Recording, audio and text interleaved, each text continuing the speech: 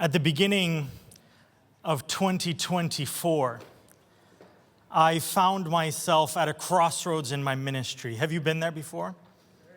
A place where I began to pray to God, asking Him the question, what's next? And He answered. And He answered by opening a door that I didn't expect.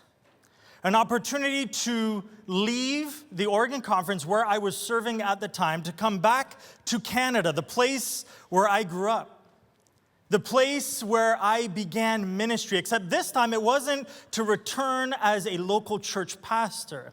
It was to be a part of pioneering something incredible, something that had the potential to impact the entire country. It's to start Hope Channel Canada. And here's why that's incredible. Hope Channel was in large part started by two Canadians, Pastor Brad and Candace Thorpe. They are serving as president in the British Columbia Conference in Canada. They saw a need after the Net series in the 90s. And so they began working on creating a global Adventist television network, which officially launched in 2003 under the name Hope Channel, and today has 89 channels around the world, broadcasting in over 100 languages worldwide. Recently, Hope Channel International has set one of the most audacious goals and vision in Adventist media history. This is their vision: to reach 1 billion people globally with the message of eternal hope by 2030. This is a big goal. This is an exciting vision. And in Canada, we want to be a part of that story. A significant step that we are taking to make this happen is actually bringing all media ministries in Canada together. VOP, Voice of Prophecy, It Is Written, Lessons for Living TV, VOAR, the radio station, all together under the banner Hope Channel Canada. Why? We're doing this for two main reasons. Number one, to unify our efforts, and number two, to multiply our reach. I want to continue to show you three more ways that we are doing this practically. One of the first questions, I would say, that we wrestled with is a very difficult one. And the question goes something like this: Does our church's content connect with a secular person? Does it connect? Does it make them want to learn more after consuming our content? And if the answer is no or a maybe, I don't think it's because we're producing bad content. Our preaching is amazing. Our theology is solid. But a secular viewer, someone who just views our content for the first time, watches, and there's ways for us to track this. Within 30 seconds, they have scrolled on to the next video. Why is that? This is the kind of questions that we were asking ourselves. Could it be that a lot of Christian media, and I'm putting Adventist media within this group, could it be that a lot of Christian media is producing content primarily for people who are already in the pews? And that's why our first strategy had to be this. Our strategy number one is to reach the unreached. Did you know that Canada is one of the most secular, multicultural, and multi-faith countries in the West? According to Statistics Canada, they say more than 1 out of 3 people in Canada consider themselves as no religious affiliation. And that number, sadly, is growing. Highly secular nation. So according to Statistics Canada, we live in a very secular nation, and so Hope Channel Canada made an intentional decision, and it is this: we are not going to make content only for Adventists. We are making content primarily for a secular person who is spiritually curious.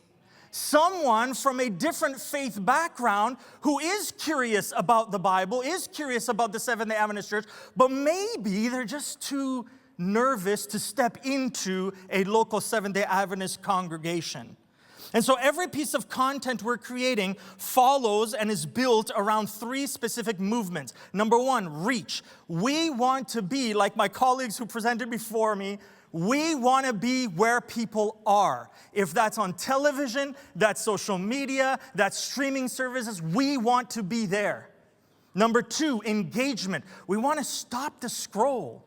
We want to increase engagement with our content. And number three, we want to build connections with people. Every piece of content has an intentional pathway. We know what the next step is, the CTA, the call to action. We want to help move people towards a relationship with Jesus. Eventually, even a connection with a local Seventh-day Adventist congregation in their area. But reaching people is only half of the strategy. Here's another question we were asking ourselves. Are churches prepared to continue the journey that we start with them through media? And if not, how can we help? Our second strategy is equip the local church. You know, Michael Jordan, which is, by the way, the greatest basketball player who ever lived, he said this: talent wins games. Teamwork wins championships. That's incredibly meaningful. Hope Channel Canada made a decision to not be the star. We exist to make the local church the hero. For a long time, media ministries and church ministries were operating parallel to each other and sometimes in competition.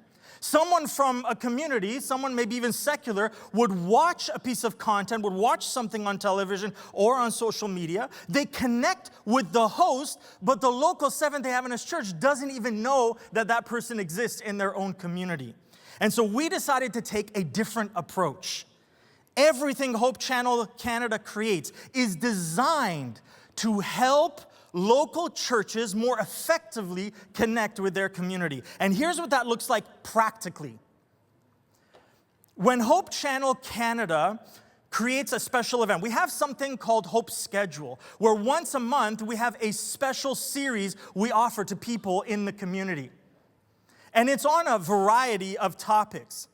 And here's the thing, every time we do one of these special events, we package everything and we hand it to you, ready to go, free of charge, free. We offer slides, scripts, sermon outlines, custom music, advertising materials, social media assets, Bible study, and small group study guides. We thought, wouldn't it be amazing? Imagine if every pastor in Canada, whether leading a church of 5,000, 500, or 15, had a fully resourced evangelism package ready to be launched this fall. An example of that, let me just share with you this series that we launched last fall. It's called Rethink. Rethink is a teaching series on a variety of biblical topics. And it has high production value, and it's geared towards the secular person. I want to share with you a quick trailer so you get an idea of what this series is all about.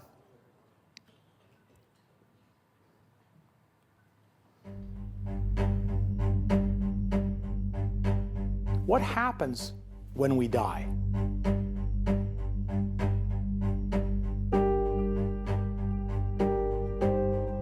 There's just something inside of us that we want to keep living. The metaphor of sleep to describe death was introduced by God Himself. This ancient idea that our afterlife is determined by a balancing of our life's deeds has never really left us. I am the resurrection and the life. It was real. Jesus was no longer dead. You do not want to miss it.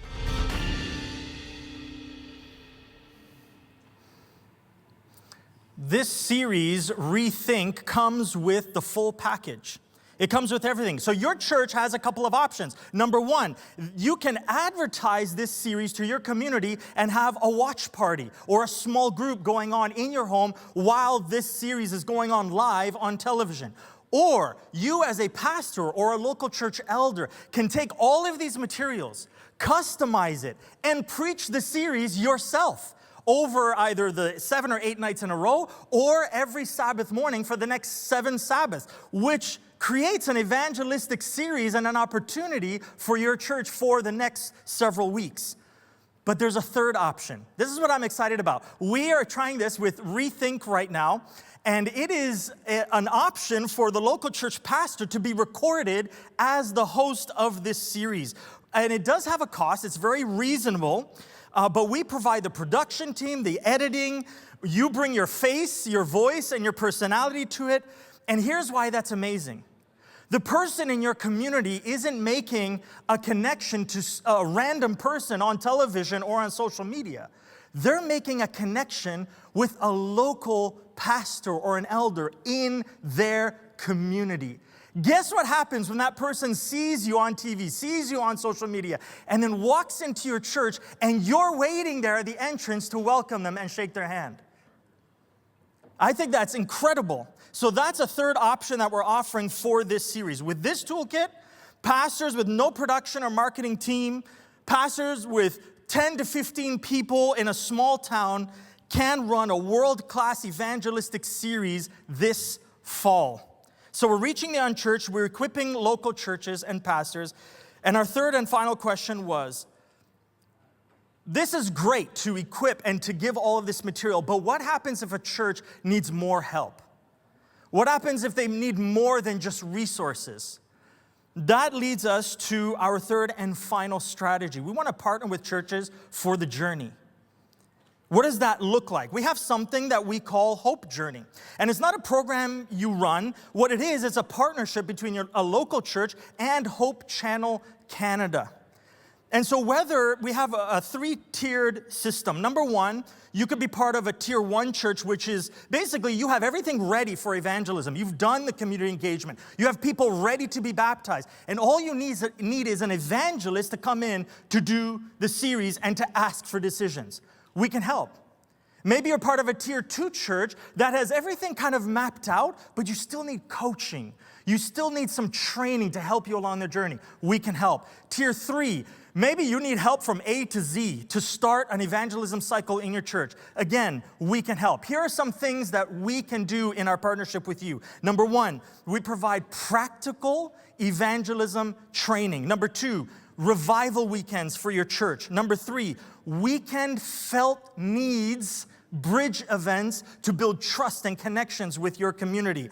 Number 4, an evangelistic series. And finally, we offer follow-up coaching because we want to help churches create a culture of evangelism and a culture of discipleship where you are producing disciple makers, not just baptizing people into membership. Now imagine if this